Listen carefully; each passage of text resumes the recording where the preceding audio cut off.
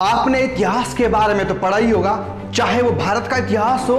या संसार का। जब हम इतिहास में पढ़ते हैं, खास करके अगर हम यूरोपियन इतिहास को पढ़ें और जब हम वहां पर पाएंगे कि एडोल्फ हिटलर और नेपोलियन बोनापार्ट जैसे महान तानाशाह ऐसे हुए जिन्होंने जिंदगी में अपने कोई भी युद्ध को नहीं हारा, लेकिन उन्होंने अपने जीवन के आखिरी युद्ध को हार दिया। उन्होंने स्वप्न देखा था कि वो यूरोप को अपनी एक छत के नीचे लेकर आना चाहते थे, वो पूरे यूरोप के लिए सम्राट बनना चाहते थे, लेकिन वो अपने आखिरी युद्ध में हार गए। इसका क्या कारण रहा होगा कि उन्हें आखिर में पराजय का मुंह देखना पड़ा, वो विजयी नहीं हो पाए। इसका क्या कारण है? अगर हम इसके सवाल के बारे में खोजें तो जब हम परमेश्वर के वचन में जाते हैं वहां पर हम इसका जवाब को पाते हैं, वहां पर हम इस उत्तर को ढूंढते हैं कि कैसे परमेश्वर ने इन युद्धों से लगभग 2500 वर्ष पहले ही यह भविष्यवाणी कर दी थी कि कैसे लोग जो है इसको एक करने की कोशिश करेंगे, लेकिन वो इसको एक नहीं कर पाएंगे। परमेश्वर ने अपने दास दानियल के जरिए से उस समय में जब उनकी तरह एक महान राजा नबूकदनेस्सर जो बाबुल का राजा था, उसके समय में एक मूर्ति के जरिए से उसे एक स्वप्न दिखाया। जब राजा नबूकदनेस्सर ने उस स्वप्न को देखा तो उसने क्या देखा कि वो स्वप्न एक अद्भुत था, बहुत ही आश्चर्यजनक था। उसका सिर जो वो सोने का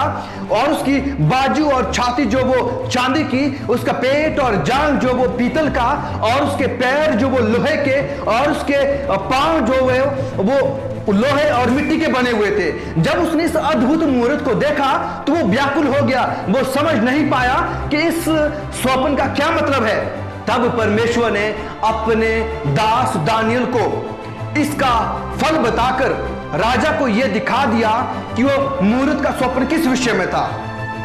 और जब हम दानियल की किताब में पढ़ते हैं तो वहां पर हम पाते हैं कि वो जो मुहूर्त का स्वप्न था वो आने वाले राज्यों के, आने वाली दुनिया के जो इतिहास था उसके बारे में कहा गया था कि किस तरह से उस मुहूर्त की तरह अनेक अलग अलग जो है वो राजा आएंगे, राज्य आएंगे, और वो उनका जो इतिहास के बारे में पहले ही परमेश्वर ने दानियल नबी के जरिए से बता दिया था।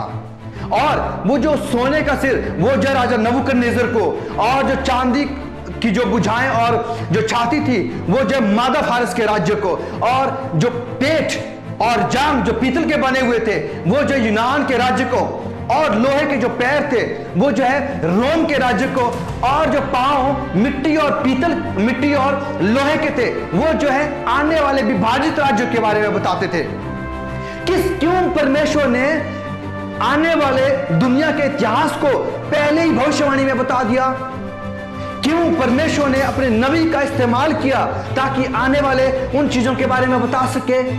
हो सकता कि ये आपके मेरे लिए एक बहुत बड़ा सवाल हो। अगर आप इसके विषय में और भी बहुत सारी जानकारी प्राप्त करना चाहते हैं, क्योंकि जब हम इतिहास को पढ़ते हैं, जब हम देखते हैं कि बाइबल जो है आगे चलती है और इतिहास जो उसको फॉलो करता है उसके पीछे चलता है। क्योंकि परमेश्वर ने अपने दास, अपने नबियों के जरिए से ऐसी बहुत सारी बातें बताई जो आज आपके मेरे जिंदगी के लिए बहुत जरूरी है। आज जब हम अंतिम समय में रह रहे हैं तो इस अंतिम समय के लिए ऐसी ही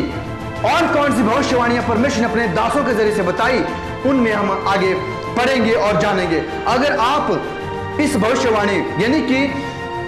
बाइबल भविष्यवाणी में आधुनिक यूरोप के बारे में अगर आप पढ़ना चाहते हैं तो मेरे आपसे ये दरख्वास्त है, आपसे मेरा ये निवेदन है, और साथ ही मैं आपको आमंत्रित करना चाहता हूं कि आप ऊपर दिए गए लिंक और डिस्क्रिप्शन में दिए गए लिंक पर आप क्लिक करें और मेरे साथ आने वाली वीडियो में इस विषय में और गहराई से हम अध्ययन करने जा रहे हैं। मेरा आपसे दरख्वास्त है, निवेदन है कि आप जरूर उस वीडियो को देखें ताकि हम और अधिकाई से इस विषय में गहराई से हम अध्ययन कर सके। परमेश्वर आप सभी को बहुत से आशीष दे।